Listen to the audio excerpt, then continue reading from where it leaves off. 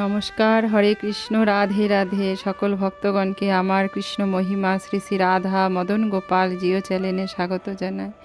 আমার গুরুদেব প্রভুপাদ স্বরূপ গোস্বামী রাতুল চরণে ভক্তিপূর্ণ প্রণাম, মাতা পিতার চরণে প্রণাম, সকল সাধু গুরু বৈষ্ণব ভক্তগণের চরণে প্রণাম জানিয়ে আজকের ভিডিওটি শুরু করছি।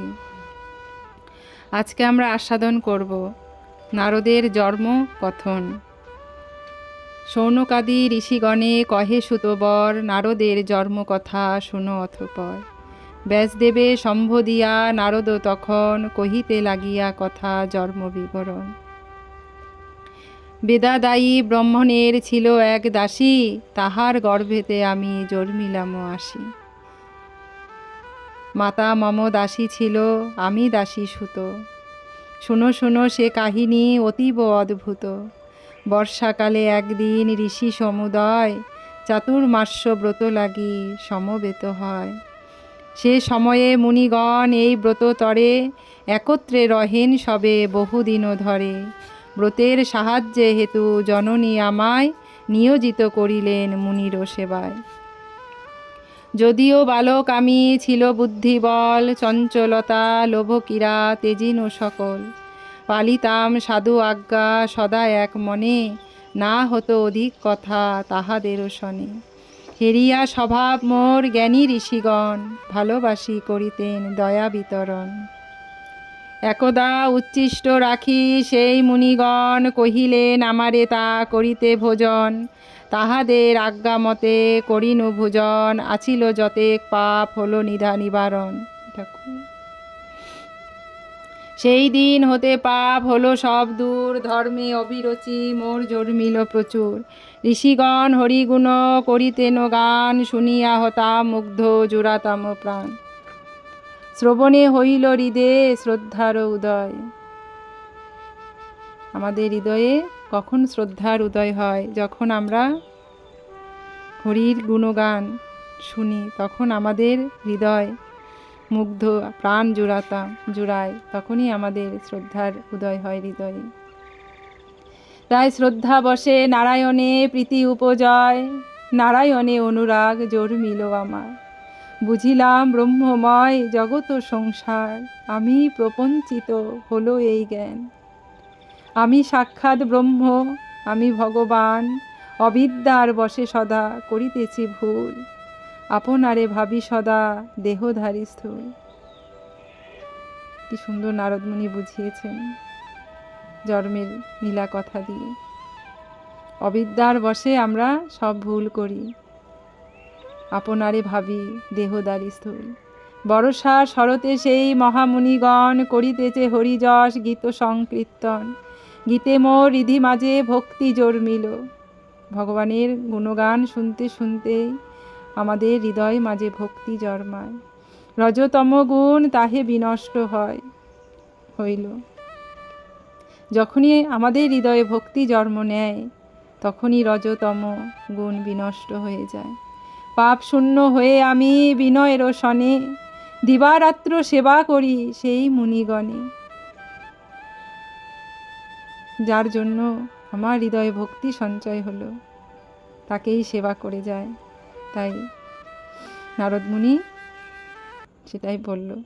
বর্ষাকালে গত হলে মুনি সমুদয়, দূর দেশে যাবে বলে সমদূত হয়। যাইবারও কালে তারা স্নেহ সহকারে, গোপনীয় জ্ঞান দান করেন ও আমারে। আপনি অচত্য এই জ্ঞান দান করে, সেই জ্ঞানে কৃষ্ণ মায়া জানিন অন্তরে। ভগবান বুঝিবার পারে যেই জন, ভগবান প্রাপ্ত হয় শাস্ত্রেরও কথন। তাই সাধু সঙ্গ করলেই ভগবান প্রাপ্ত হওয়া যায়। তাই নারদও বলেছেন তার জন্মের কাহিনী দিয়ে, আধ্যাত্মিক ভৌতিক দৈবিক তপন, ঈশ্বরে সপিলে না থাকে কদাচন। তাই আমাদের ত্রিতাপ জ্বালা, সেই জ্বালাও নাহি থাকে ঈশ্বরকে আমরা যখন সপি। যেই দ্রব্য হতে রোগ হয় উৎপাদন, সেই দ্রব্য সেবনে শাস্তি নহে কদাচন। কিন্তু যদি সেই দ্রব্য ঔষধে মিশায়, অবিলম্বে তাহা হতে উপকারও পায়। এই রূপে কর্মে হয় সংসার ও বন্ধন, কিন্তু নারায়ণে যদি করি সমর্পণ।